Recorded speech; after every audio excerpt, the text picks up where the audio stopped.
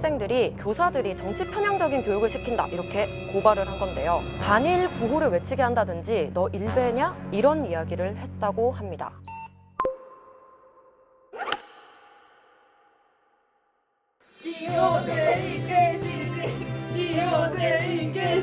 아이고 안녕하십니까 교수님입니다. 아이고 감사합니다. 아이고 안녕하십니까 기호제이 깨시딩입니다. 에이 고3이 무슨 선거? 아이 공부나 해야지. 걔네는 합리적이고 이성적인 선택을 할 수가 없다니까? 너 드디어 만 18세가 투표를 할 수가 있습니다. 취업도 할 수 있고 공무원 시험도 준비할 수 있고 운전면허도 딸 수 있고 군대에도 자원할 수 있고 결혼도 할 수 있는 만 18세가 이상하게 넘지 못한 벽이 있습니다. 그게 바로 투표.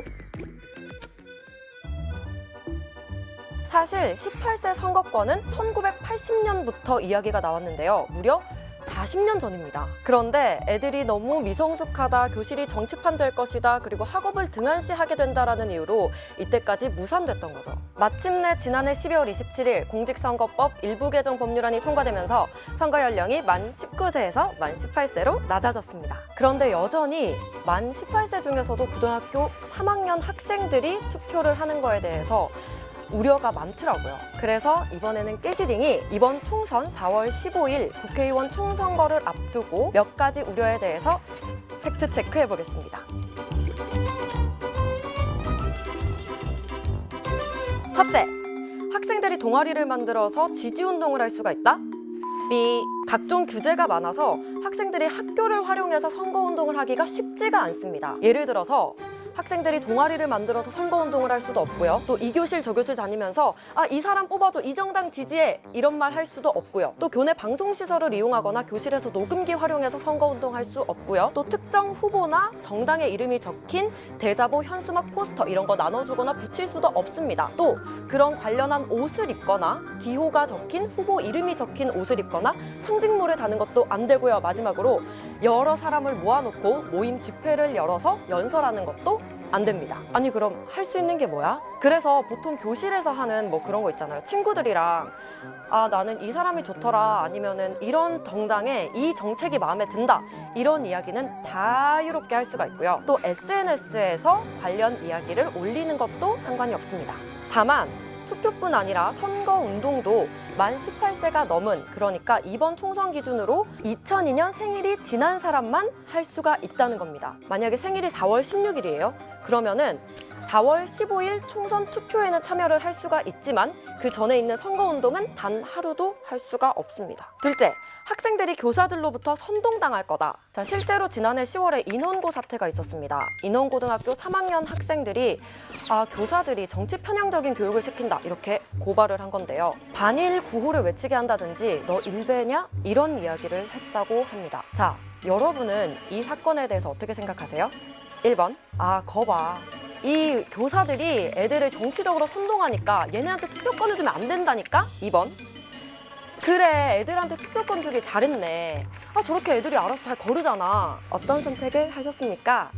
만약에 1번을 선택하셨다면 마음을 조금 돌려보시기를 바랍니다. 많은 미디어들이 이 사건에 대해서 교사들이 정치적 발언을 했다, 여기에 주목을 하고 있지만 사실 우리가 조금 더 살펴봐야 할 부분은 학생들의 반응입니다. 교사가 선동을 했다면 학생들도 그에 따라서 생각이 바뀌거나 행동을 같이 했어야 하는데 이에 반발했거든요. 그러니까 이걸 선동당했다고 볼 수가 있을까요? 결국 인원고 사태에서는 교사와 학생이 한 대화의 맥락 그리고 배경에 따라서 교사가 불이익을 받진 않았어요. 그런데 우리가 주목해야 할 점은 어쨌든 이 고등학교 3학년 학생들이 정치적인 발언이 어떤 것인지 알고 있었다는 겁니다. 만약에 교사가 진짜 상식적으로 이거는 이렇게 정치 편향적인 이야기를 할 수가 없다, 너무 수위가 세다라는 발언을 했을지라도 학생들이 거기에 선동당한다고 볼 수는 없다는 거죠. 만 18세는 정말 다양하고요. 알아서 본인 기준에 따라서 잘 거르고, 또 만약에 잘못된 발언을 들었다 싶으면은 이를 꼬집고 모르는 부분이 있으면 찾아보고 이렇게 하는 우리와 다르지 않은 유권자입니다. 그리고 교사가 부적절한 발언을 했다면 학생들한테 너네 투표권 갖지 마 이렇게 얘기할 게 아니라 그 교사에 대한 제재, 관련 교육을 해야 하는 게 맞지 않을까요? 셋째, 총선 후보자가 교실에 들어갈 수 있을까요? 총선 후보자는 교실에 들어갈 수 있습니다. 그러니까 후보자가 직접 교실에 들어와서 아, 여러분 나 지지해주세요. 우리 정당 정말 여러분을 위한 좋은 정책 많이 낼 겁니다. 이렇게 할 수가 있다는 거예요. 다만 딱 한 교실만 갈 수가 있습니다. 만약에 막 한 교실만 가는 거 아니고 아, 이 교실 가다 1반 갔다 2반 갔다 3반 갔다 하면 신고하셔도 돼요. 그리고 선생님이 거절하면 후보자는 아무것도 할 수가 없습니다. 원래 총선 후보자는 학교에서 공개된 장소라면 어디든지 가서 명함 나눠주고 악수도 하고 이렇게 인사하고 할 수가 있고요. 뭐 졸업식이나 입학식 같은 학교 행사에도 참여해서 아, 안녕하십니까. 저는 기호 제2번 깨시당의 전민영입니다. 이렇게 본인을 어필할 수가 있어요. 이것도 단 선생님이 아, 여기 들어오시면 안 돼요. 이렇게 하지만 않는다면. 지금 법을 만드는 국회의원은 평균 재산 43억에 평균 나이가 55.5세, 83%가 남성이고 20대에서 30대는 단 3명입니다. 국회의원은 국민을 대표해서 법을 만드는 사람들인데 몇몇 사람들은 아, 과연 저들이 우리를 잘 대표하고 있나 이런 의문이 생길 것 같아요. 그래서 우리가 해야 하는 거, 아, 이 법을 만들었으면 좋겠다. 그리고 이 사람이 우리 대표다 라고 말하는 거잖아요. 그러면 우리가 할 수 있는 가장 쉬운 게 바로 투표입니다. 이번에 처음 선거에 참여하게 된 만 18세인 2001년 4월 17일생부터 2002년 4월 16일생까지가 이번에 총선에 참여할 수 있게 됐어요. 무려 53만 명입니다. 여러분들의 힘이 필요합니다. 19금이었던 선거법이 만 18세에게도 문을 열어줬으니 우리는 이제 여러분들을 기다리고 있겠습니다. 그리고 어른들, 제발 교복 입은 유권자 틀에 만 18세를 가두지 말아주세요. 부탁드립니다. 여러분 모두 2달 뒤, 우리 2달 뒤에 총선 투표장에서 만나요. 그때 뵐게요. 기호제이 깨시딩이 여기서 딱 하나의 공약을 말씀드리겠습니다.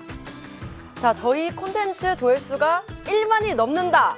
그러면 여기에 정현주 전 KBS 사장을 모셔오겠습니다. 박수!